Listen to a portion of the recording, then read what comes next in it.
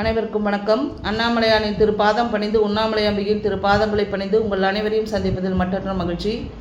குரு பயிற்சி பலன்கள் என்ற வரிசையில் இன்று மிதுன ராசிக்கு குரு பயிற்சி பலன்கள் எவ்வாறு உள்ளது என்பதை பற்றி பார்ப்போம்.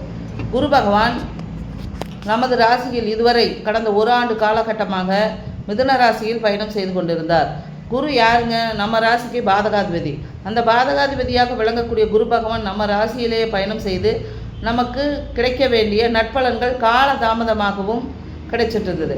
அப்பேற்பட்ட குரு பகவான், பாதகாதிபதியாக இருக்கக்கூடிய குரு பகவான் நம்ம ராசிக்கு 2ஆம் இடத்துல பயணம் செய்ய போகிறார்.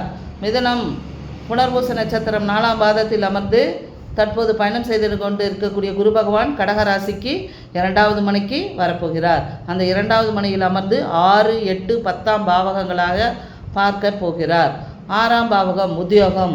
அப்போ உத்தியோகம் சார்ந்த இடங்களில் கவனம் வேண்டும். ஏன்னா பாதகாதிபதி இல்லைங்களா?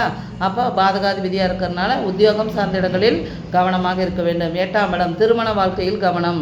அப்போ திருமணம் அப்படிங்கிறது கைகூடும். திருமணம் கண்டிப்பாக கைகூடும்.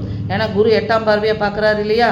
அப்போ குருவின் 8வது பார்வை, குருவின் பார்வை 7ஆம் பார்வை உங்களுடைய ராசிக்கு 8வது வீட்டை பார்ப்பதால் கண்டிப்பாக திருமணம் கைகூடும். 10ஆம் வீடு, 10ஆம் வீடு என்பது மாமியார் வீட்டை குறிக்கக்கூடிய ஒரு பாவகம் கூட. ஆக இதுவரை கால தாமதமாக இருக்கக்கூடிய மிதுன ராசி அன்பர்களுக்கு திருமணங்கள் கைகூடும். எனினும் கவனம் வேண்டும். நீங்கள் வக்கரகாளி அம்பிகையை வழிபாடு பண்ணணும். காரணம் என்னென்னா, உங்கள் வீட்டில் நம்ம ராசியில் திருவாதிரை நட்சத்திரம் இருக்குது. திருவாதிரை இடக்காட சித்தர்.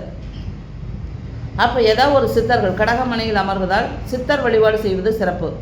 திருவண்ணாமலையில் இருக்கக்கூடிய இடைக்காடர் சித்தரை வழிபாடு செய்யலாம். சிதம்பர நடராஜரை வழிபாடு செய்யலாம். வக்கரகாளி அம்பிகையை வழிபாடு செய்யலாம்.